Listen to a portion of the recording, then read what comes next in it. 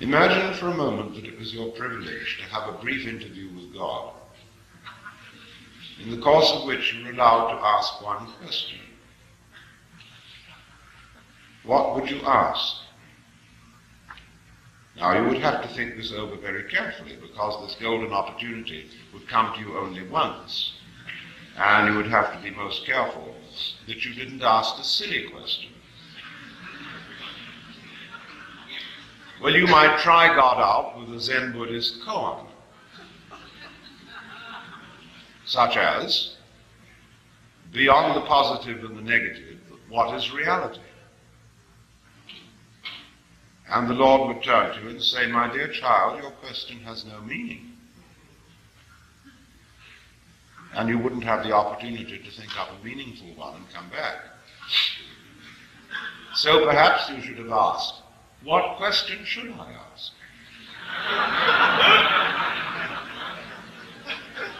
And the Lord would say to you, why do you want a question?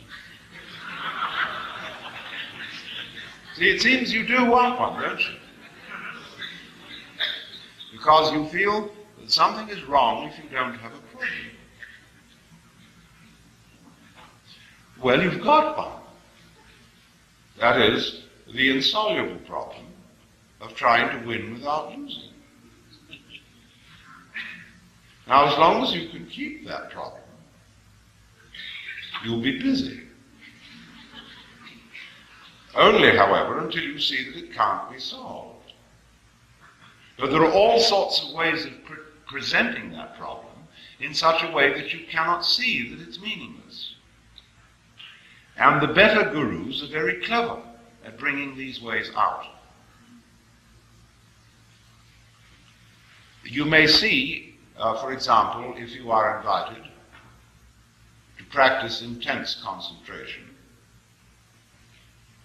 that after a while you find yourself thinking about concentrating, and therefore that your concentration is somewhat divided. Or he may ask you, why are you concentrating? What is your motivation for this activity? And you find out that it's your element of irreducible rascality. So, however, the teacher, once he's seen that we've mastered that lesson, has something still more ingenious. He says, now, you've actually made progress, because finding out that you could not really concentrate was valuable because it began to prick the illusion of your ego. But you've only got your foot in at the door. Beyond this are many, many higher things to be learned, and you must redouble your efforts. And so, of course, you apply yourself all the more, again and again, on all sorts of tricks that these old gentlemen can come out with. And you will keep at it just as long as he can make you fall for it. But in the end, you see that it was all tricks. As the great Zen master Rinzai said, well, after all, there was nothing much in Obaku's Buddhism. And he went on to explain to his students that the art of Zen, or teaching Zen, is like deceiving a child with an empty fist. You know how you can intrigue a child by pretending you've got something very precious in your fist. And you can play a game for an hour, provoking the child to ever greater enthusiasm to find out what you've got. And in the end, the revelation is that there was nothing there. So many people say, in the course of their Zen training, I realized there was nothing to realize. It was all there from the beginning. Because you see, standing opposite to the realization that you can't do anything about it, and equivalently that you can't do nothing about it,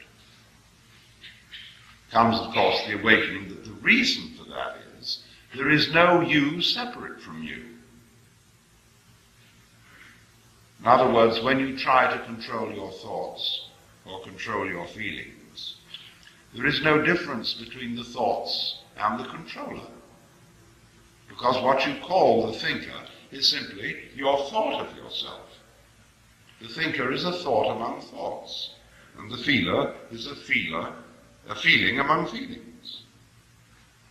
And trying to control thoughts with thoughts is like trying to bite your own teeth. So you found that out. Well, then the other side of the picture is, of course,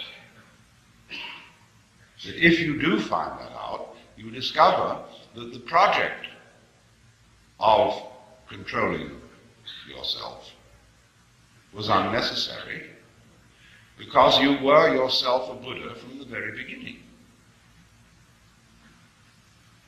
That's what the Upanishads mean when they say quite simply, Tattvamasi. You're it. You, as you are. Now, how can you conceive that? Supposing you let your imagination go and really think through what you would like to happen.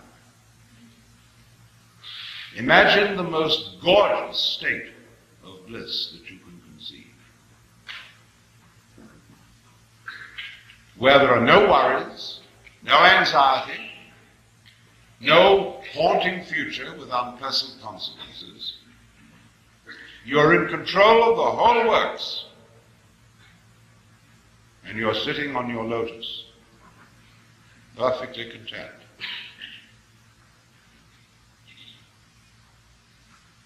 And I ask you seriously, is that really what you want? You're quite sure that's what you want? Imagine now, let's get this situation straight. You've got everything you want. You're in the highest possible spiritual state that you can conceive.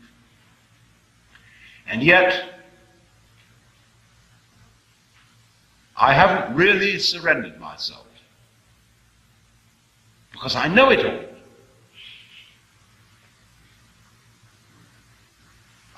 Something I don't know. So please, the surprise. You know what would happen? You would find yourself sitting here in this building tonight, feeling exactly the way you feel.